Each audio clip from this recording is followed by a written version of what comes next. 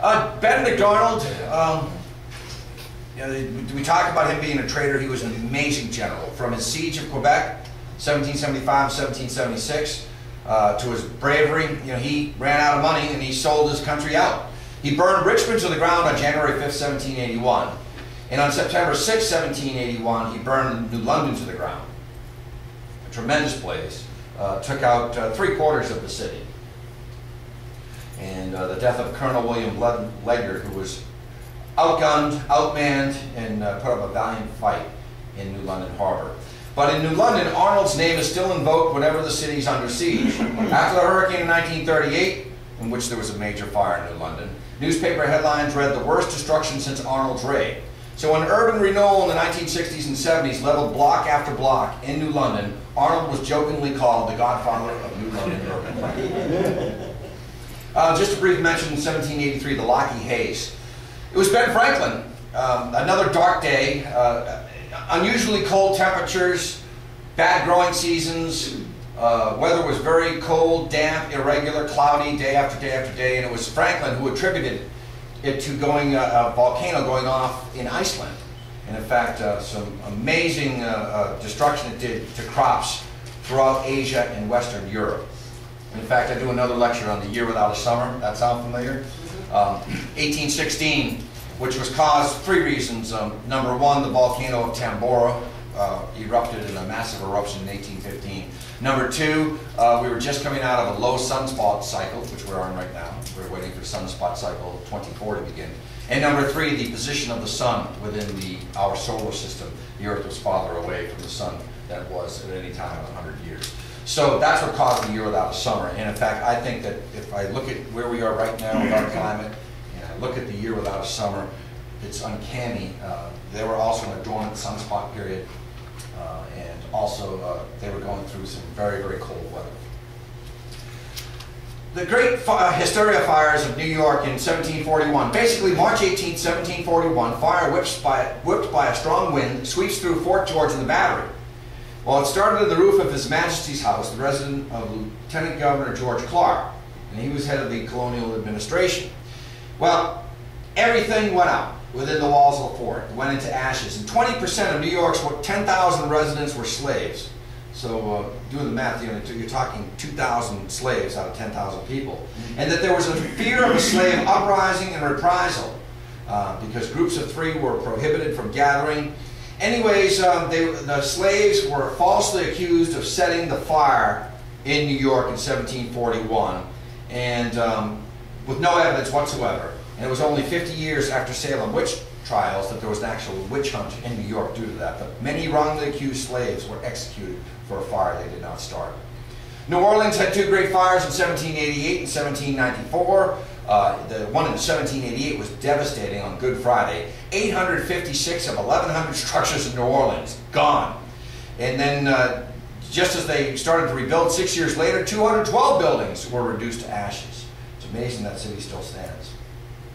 Some great 19th century fires at Boston. Franklin's birthplace on Milk Street catches on fire. The 12th Great Fire in 1824.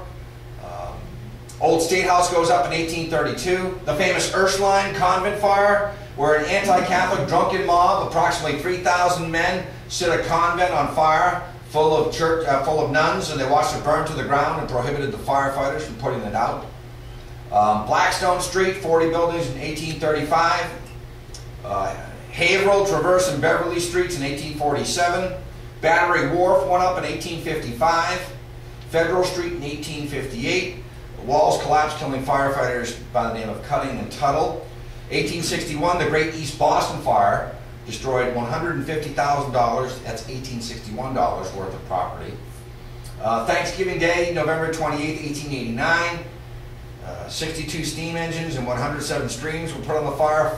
4 firemen were lost. In 1896, Columbus Ave, and then a bedding factory in 1898. Some other ones, and I'm going to be getting to some great fires after this, but 1811, Newburyport saw 250 buildings go up. Also in Newburyport again in 1820, an arsonist was hanged for that, Stephen Clark. He was only 16 years old. Shat Factory Mill Fire, which is down in Rehoboth, caught on fire. The Pemberton Mills fire in Lawrence, I'm not going to be talking about that today, 115 were killed. And then Woonsocket, Rhode Island had a major blaze at their railroad depot. Norfolk, Virginia, 1804, 300 houses were lost. January of 1820, Savannah, Georgia, 463 buildings were lost. 1836, the Great Patent Office fire in Washington, D.C. So many records were lost. That's when they used to store ashes in the basement of wooden houses and wooden boxes. So you take your ashes out in a wooden box, and a man would come along the street or down the hall with a wooden cart, and you dump your ashes into the wooden cart, and then he would take that wooden cart down wooden stairs into the basement of a wooden building and leave it against the side of a wooden structure. I don't know how that thing caught on fire. Apparently they didn't learn their lesson because the patent office burned again in 1877. Portsmouth, New Hampshire. One of the great statesmen of the 19th century, very underrated. The more I learn about this man, I'm finding out how great he was, and we're going to talk about him in a second. But December 26th, 1802 at 4 a.m., 132 buildings were lost. It started at the site of the banking block, in which is today Market Square, and obliterated the city along Daniel Street.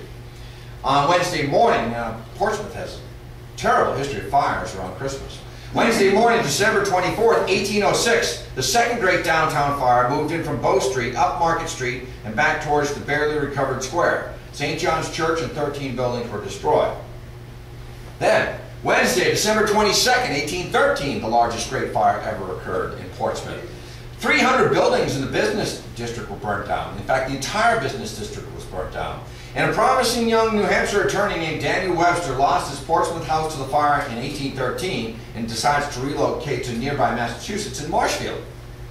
And again, there was another fire in Portsmouth in 1845, and it consumed most of the buildings on Market Street. Detroit, 1805.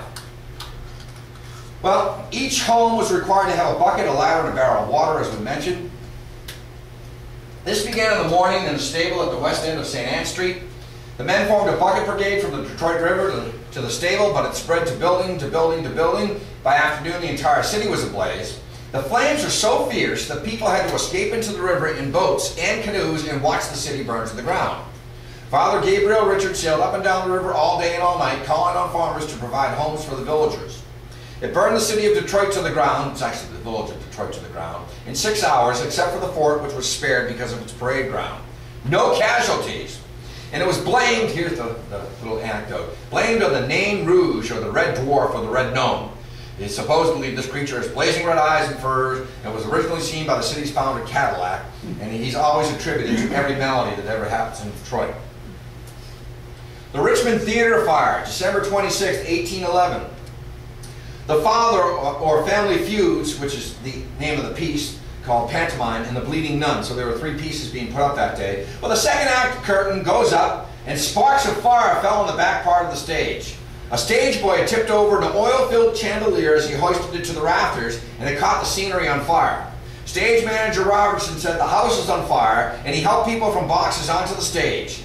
72 of 600 in attendance were killed, 54 were women.